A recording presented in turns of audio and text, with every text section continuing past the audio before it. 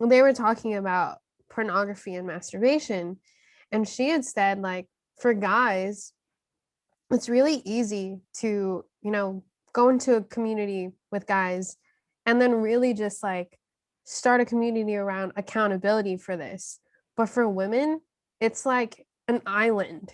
Like, because I remember struggling, and I'll get into this later, but I remember thinking, like, who around me can I trust to like talk to you about this? I feel like everyone around me, like all the ladies around me, they don't seem like they struggle with this. Which when I started, like speaking about it, sharing about it with my friends, my female friends, that's when I learned like many women are just silent sufferers in this and silently struggling. And so I'm really honored to be here. Not that I'm extremely proud that I have a history with pornography and masturbation, but I am really grateful that, like I get to talk about this in the light of redemption and glory that Christ brought me into.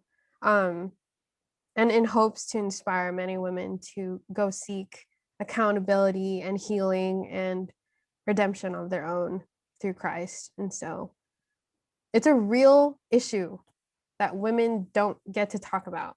And so, like, I remember for an entire summer, I was like, I'm tired of this crap because I know that this is wrong. And I know that like every part of my body is telling me, and my heart, my mind is telling me that like I'm not meant to be in this dark place. So I was like, Lord, how do we do this? And he was like, go to confession. I'm like, I don't know how to do that. I don't know how to tell a priest like that I masturbate, that I watch pornography. Like, how do I do that? Especially when like my home parish confessionals aren't screened. So I was even more terrified, and I knew the priest. So I was like, no, like that's not happening. So a friend took me to um a parish nearby that's screened. Like you actually go into a confessional. I was like, praise God, because I feel so shameful, right? And I'm only laughing now because in retrospect, but like at that time, I remember just feeling like I was holding a boulder on my shoulders, and I was literally just scraping my chin across the ground. And so for an entire summer, so that's like 3-4 months, right? I spent like, I think I went to confession every other day, if not 2 or 3 times a week in the morning. Thank God they have confession like every morning right before mass. And I remember like walking into confession every time. I was just like, bro, I suck so much. Like, why? Like, why is this a thing? And when can I be free?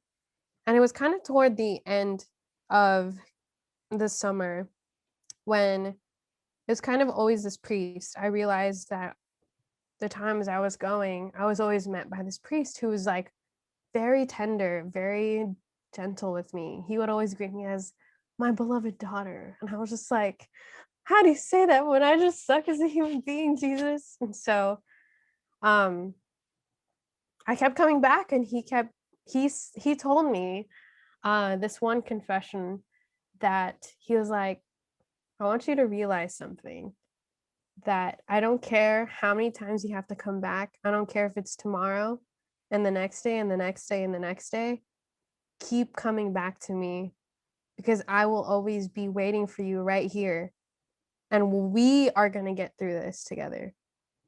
And like those, I will forever remember that, because that was a moment but I actually felt Jesus's mercy, compassion, and forgiveness. Like for the first time, it like overwhelmed my heart. And this is like after a full summer of just like getting beaten down week by week, day by day, by this freaking addiction. And I was sick and tired of it. And I was sick and tired of like looking myself in the mirror and being like, how do you go to mass all the time? Like, how do you do A, B, and C? And then like, this is what you fall into. Um, and I remember when he said that, I just felt like like, oh, this is it. Like, this is the moment where my chains feel very broken.